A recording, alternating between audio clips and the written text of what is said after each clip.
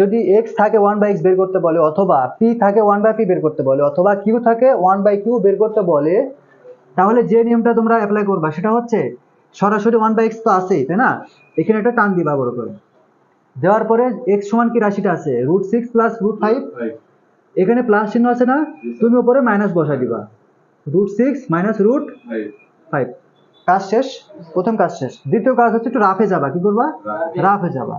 রাফে যা আছে তাহলে তুলো, √6 আছে তুলো, √5 আছে তুলে নাও। তারপর কি করো, বর্গ করো, কি করো, বর্গ করো, মাঝখানে সবসময় মাইনাস হবে, সবসময়। তাহলে স্কোয়ার রুট কেটে যায়, স্কোয়ার রুট, তাহলে থাকে 6 - 5, 6 থেকে বাদ দিলে হয় 1, এই একটা বসে যাবে নিচে। এটা হচ্ছে অ্যান্সার। কথা হচ্ছে যদি এখানে 1 না হয়ে যদি 2 হতো, 2 বসাতাম। বুঝছো? আশা করি পারবা। আচ্ছা, এখন আমরা x থেকে 1/x বানানো শিখলাম।